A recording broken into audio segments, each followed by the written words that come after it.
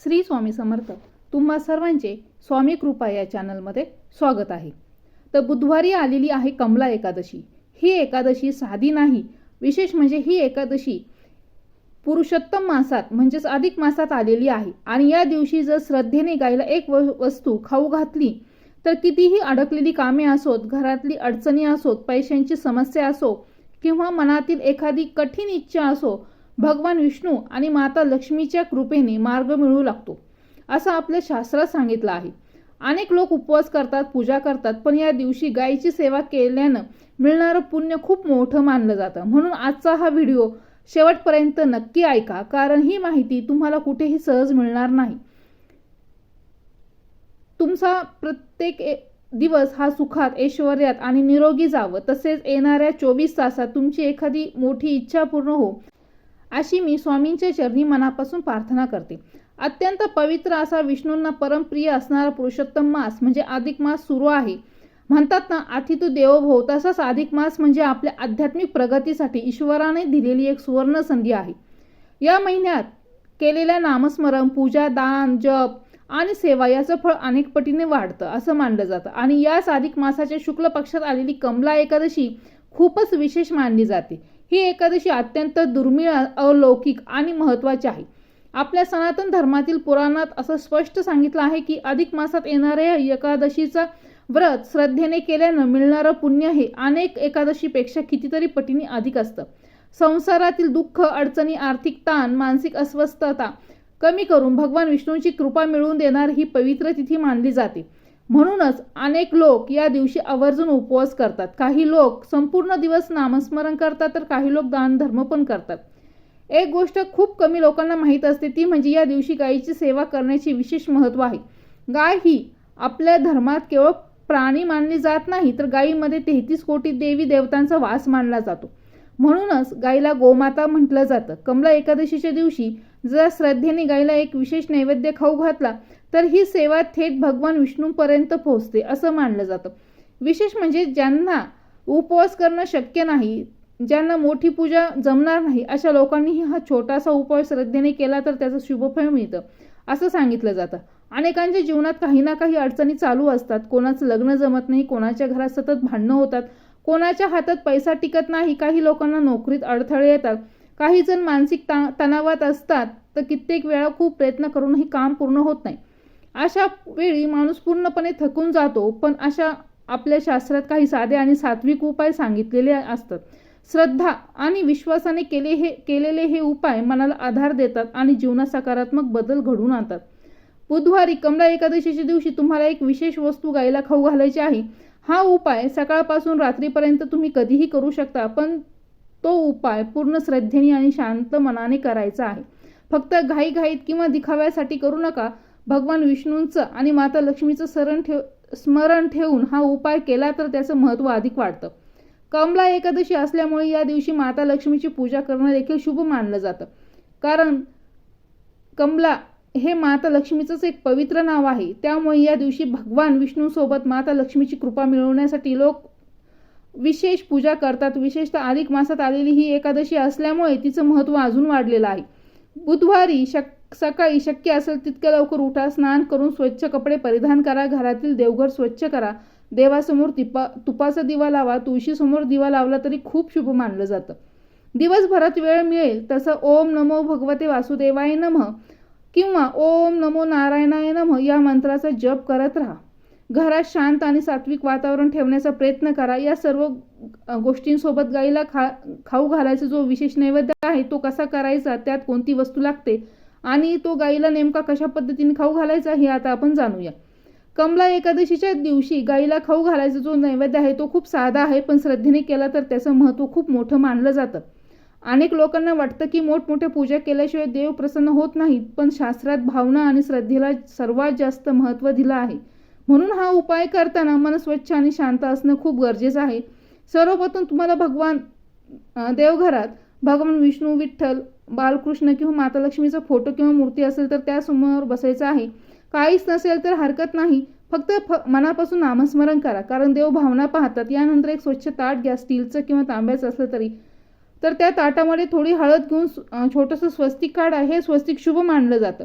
त्यानंतर त्या ताटात एक छोटी खोबऱ्याची वाटी ठेवायची आहे. त्या खोबऱ्याच्या वाटीत तुम्हाला चणा डाळ भरायची आहे आणि चणा डाळीवर गुळाचा एक खडा ठेवायचा आहे. सोबत किंवा 1 किंवा 2 केळी देखील ठेवायची आहेत. हा नैवेद्य खूप साधा वाटतो, पण कमला एकादशीच्या दिवशी गाईला गूळ, चणा डाळ, केळ खाऊ घालणं अत्यंत शुभ मानलं जातं. कारण या वस्तू सात्विक मानल्या जातात आणि गाईलाही या वस्तू प्रिय असतात. यानंतर त्या ताटासमोर तुपाचा किंवा तेलाचा दिवा लावा, अगरबत्ती लावा आणि शांतपणे काही वेळ भगवान विष्णूंचं नामस्मरण करा. ओम नमो भगवते वासुदेवाय नमः हा मंत्र तुम्ही बोलू शकता. जितका वेळ जमेल तितका वेळ जप करा. मनात तुमची जी इच्छा असेल ती बोला. घरातील जी तुमची अडचण असेल, आर्थिक समस्या असेल, आरोग्याची चिंता असेल, मुलांचे शिक्षण, लग्नाची अडचण, जे काही मनात आहे ते शांतपणे भगवान विष्णूंना सांगा. कारण अधिक मासात केलेली प्रार्थना विशेष फलदायी मानले जाते आणि त्यातही कमला एकादशीला केलेली सेवा भगवान विष्णू आणि माता लक्ष्मीपर्यंत लवकर पोहोचते असं सांगितलं जातं. त्यानंतर हा नैवेद्य घेऊन तुम्हाला गायीजवळ जायचं आहे आणि घराजवळ जर गाय असेल तर तिथे जा. ओळखीच्या ठिकाणी जर गाय असेल तिथं जा. इतर कोणाचीही गाय असो, फक्त श्रद्धेने तिची सेवा करा. सर्वप्रथम गायीसमोर हात जोडून नमस्कार करा. शक्य असेल तर तिच्या पायावर थोडंसं पाणी अर्पण करा. कपाळावर हळद कुंकू लावा आणि मग प्रेमाने तिला तो नैवेद्य खाऊ घाला. खोबऱ्याचे छोटे छोटे तुकडे करून द्या. चणा डाळ, गूळ आणि केळ एकत्र करून भरून गाईला द्या. गाईला कधीही घाईघाईत किंवा जबरदस्तीने काही खाऊ घालू नका. प्रेमाने आणि शांतपणाने द्या. अनेक लोक हा उपाय करताना एक चूक करतात का ते फक्त वस्तू देतात पण मनात श्रद्धा नसते. तसं करू नका. गाय ही आपल्या धर्मात पूजनीय मानली गेली आहे, म्हणून तिच्याकडे सेवा भावाने पहा. कारण सेवा आणि श्रद्धा याचं फळ नेहमी मोठं मिळतं. या दिवशी शक्य असेल तर गाईला प्रदक्षिणा घाला आणि तिच्या पायाखालची थोडीशी माती कपाळावर लावा. काही लोक ही माती देवघरात ठेवतात अशी मान्यता आहे. त्यामुळे घरातील नकारात्मकता कमी होते आणि घरात सकारात्मक ऊर्जा वाढते. कमला एकादशीच्या दिवशी हा उपाय करताना मनात राग, द्वेष, भांडणं किंवा वाईट विचार ठेवू नका. शक्य तितकं तुम्ही शांत राहा. कोणालाही दुखू नका. कारण अधिक मासात केलेली प्रत्येक गोष्ट अनेक पटीने वाढून परत मिळते असं मानलं जातं. आणखी एक महत्त्वाची गोष्ट आहे तर ती तुम्हाला शक्य असेल तर तुळशीसमोर सकाळ आणि संध्याकाळी तुपाचा दिवा नक्की लावा आणि घरात विष्णू सहस्रनाम, रामकृष्ण हरी किंवा श्री स्वामी समर्थ नामस्मरण चालू ठेवा. घरातील वातावरण खूप प्रसन्न वाटू लागतं. अनेक लोक विचारतात का हा उपाय केल्यावर किती दिवसांत फळ मिळतं. पण देवाकडे केलेली ही सेवा व्यवहारासारखी नसते. श्रद्धेने केलेलं प्रत्येक चांगलं कर्म योग्य वेळी फळ देतच. त्यामुळे पूर्ण विश्वासाने आणि सकारात्मक मनाने हा उपाय करा. कमला एकादशीच्या दिवशी काही छोटे छोटे नियम पाळले तर त्याचे शुभ फळ अधिक मिळतं असं सांगितलं जातं. म्हणून शक्य तितक्या दिवस तुम्ही सात्विक पद्धतीने घालवण्याचा प्रयत्न करा. अनेक वेळा आपण पूजा करतो, उपाय करतो, पण दिवसभर राग, चिडचिड, वाद विवाद सुरू असतात. मग शांत राहत नाही. त्यामुळे शक्य तितकं शांत राहा. घरात प्रेमानं बोला. कुणालाही कठोर शब्द बोलू नका. या दिवशी भगवान विष्णूंना तुळशीपत्र अर्पण करणं खूप शुभ मानलं जातं. जर तुमच्या घरी तुळस असेल तर सकाळी स्वच्छ पाणी घाला. तुळशी समोर दिवा लावा आणि हात जोडून प्रार्थना करा. कारण तुळस ही भगवान विष्णूंना अत्यंत प्रिय मानली जाते. विशेषतः अधिक मासात तुळशीची पूजा केल्याने घरात सुख समृद्धी वाढते असं सांगितलं जातं. बुधवारी शक्य असेल तर घराच्या मुख्य दरवाजासमोर थोडी रांगोळी काढा. छोटी काढली तरी चालेल. उंबरठा स्वच्छ ठेवा. कारण शास्त्रानुसार स्वच्छ आणि सात्विक घरात सकारात्मक ऊर्जा टिकून ठेवते. माता लक्ष्मीचं हे आगमन अशा घरात होतं असं मानलं जातं. कमला एकादशी असल्यामुळे दान धर्माचे हे विशेष महत्त्व आहे. तुमच्या यथाशक्ती एखाद्या गरजू व्यक्तीला अन्नदान करा. पक्ष्यांना दाणे टाका. गायला चारा द्या. एखाद्या वृद्ध व्यक्तीची मदत करा. अधिक मासात केलेली ही सेवा आणि दान खूप पुण्यदायी मानलं जातं. अनेक लोक विचारतात उपवास नाही केला तर चालेल का? तर हो, प्रत्येकाची परिस्थिती वेगळी असते. काही लोकांना तब्येतीमुळे उपवास करणं शक्य नसतं. काही लोक कामावर असतात. त्यामुळे पूर्ण उपवास करणं शक्य नसेल तर फक्त सात्विक आहार घ्या.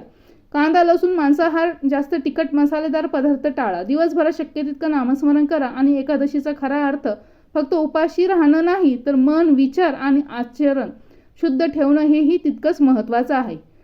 अनेक लोक दिवसभर उपवास करतात पण मनात राग ठेवतात. त्यामुळे उपवासाचं पूर्ण फळ मिळत नाही. म्हणून मन शांत ठेवणं खूप गरजेचं आहे. कमला एकादशी आणि अधिक मास यांचा हा दुर्मिळ योग खूप विशेष मानला जातो. म्हणून हा दिवस वाया जाऊ देऊ नका. काही लोक म्हणतात आमच्याकडे पूजा करायला वेळ नाही जमत, नियम पाळता येत नाही, पण देवाला मोठेपणा नको असतो, श्रद्धा हवी असते, म्हणून मनापासून घेतलेलं एक नाव सुद्धा खूप मोठं असतं. बुधवारी गाईला खाऊ घालायचा हा उपाय करताना एक गोष्ट लक्षात ठेवा, कोणतीही इच्छा मनात ठेवताना दुसऱ्याचं वाईट कधीच मागू नका. फक्त आपल्या घरात खूप सुख, शांतता, आरोग्य आणि प्रगती यासाठी प्रार्थना करा, कारण चांगल्या भावनेने केलेली प्रार्थना नेहमी शुभ फळ देते. अनेकांच्या घरात पैशांची अडचण आहे, काही लोक कर्जामुळे त्रासलेले आहेत, काही लोकांच्या हातात पैसा टिकत नाही, काहींची कामं वारंवार अडकतात. अशा वेळी माणूस खूप निराश होतो, पण अशा पवित्र काळात केलेलं नामस्मरण आणि सेवा मनाला शक्ती देते, जीवनात आशा निर्माण करते. हा व्हिडिओ शेवटपर्यंत नक्की ऐका आणि श्रद्धेने हा उपाय नक्की करा. तर मंडळी, व्हिडिओ आवडला असेल तर एक लाईक करा आणि तुमच्या जवळच्या लोकांपर्यंत ही माहिती शेअर करा. कमला एकादशीला तुम्ही कोणत्या देवाचे नामस्मरण करणार आहे ते कमेंटमध्ये नक्की लिहा. आणि अशाच नवनवीन व्हिडिओसाठी, भक्तिमय व्हिडिओसाठी चॅनलला सबस्क्राईब करायला विसरू नका. श्री स्वामी समर्थ.